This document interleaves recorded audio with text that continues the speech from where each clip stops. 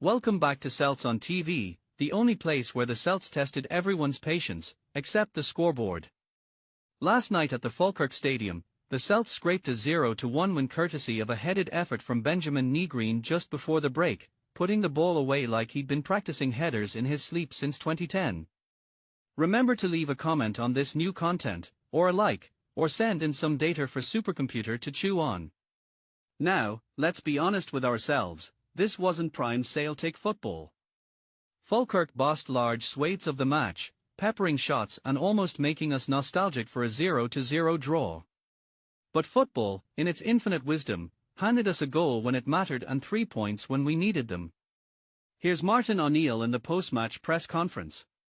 A manager who looked relieved, measured, and very much aware that this was a night about outcomes rather than aesthetics, calm in tone, but not pretending it had been easy on the eye. Speaking afterwards, he kept it grounded and to the point, saying, "We dug it out and we won the game." Which neatly sums it up. No grand speeches, no victory laps, just an acknowledgement that the performance wasn't pretty, but the result was non-negotiable. But of course, before we go full armchair analyst with our swivel chairs and crockery mugs, let's check in with the one source truly objective enough to judge it, the supercomputer. Supercomputer, your analysis. Alright, you silly wee circuit breaker ye, I'll translate that into English. Goals, Falkirk 0 Celtic 1. Actual XG, Falkirk 1.77 Celtic 0.77. Analysis. Falkirk dominated the expected goals, controlled large chunks of the pitch, and might have convinced your gran she'd seen a better performance from them.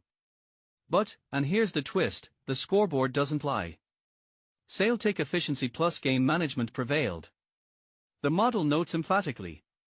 Finishing is greater than volume tonight. So basically, the Celts scored the one chance they created, and that was enough. Just enough. Not because it was pretty, not because it was convincing, but because football, like life, rewards tidy conclusions. And this one ended 1-0 in green.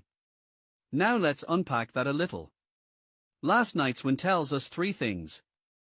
1. Falkirk came prepared, they weren't cowed, they weren't impressed, and they certainly weren't just making up the numbers. 2. Their hoops can still win ugly, because goals are worth points, and points are worth league position. 3. Benjamin Negrin's finishing was sharp enough to remind everyone, stats are great, scoreboard points are better. Benji's goal came from service, positioning, and excellent timing, basically everything that the rest of the night occasionally forgot. And hats off to Falkirk, they didn't just show up. They fought. They made things difficult. They almost turned the supercomputer's prediction model into a dramatic documentary, but thankfully for us, the big green machine predicted at least parity before the whistle. We knew this would be a close one. There's also an interesting contrast with recent weeks. In the games leading up to this one, Celtic have actually been creating chances, plenty of them, but without a recognized striker. Too many of those opportunities went unfinished. Supercomputer, hit me with an example stat.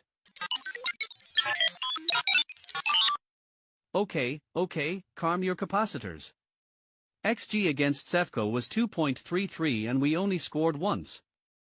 In the defeat to Dundee United, our XG was 3.20 and we only hit the back of the net, one time. Last night was different. The volume dropped. The chances were fewer. But when the moment arrived, we took it. One clear opportunity. One decisive header. Job done. At the other end, it wasn't entirely comfortable. Falkirk had their moments, there were a couple of nervous passages, and more than one situation where the defense had to improvise rather than dominate. But somehow, through positioning, recovery runs, and a bit of fortune, the ball stayed out of the net. It wasn't flawless. It wasn't controlled throughout. But it was managed. And sometimes, that's the difference between a frustrating night and 3 points on the board. If you're watching from Glasgow, from Melbourne, or melting into your sofa in Toronto, don't forget, all the TV channels worldwide showing Celtic matches, worldwide are listed over on CeltsxG.com. We'll be back with more tactical tiers, stats, and the occasional compliment when it's earned. This is Celts on TV, see you next time.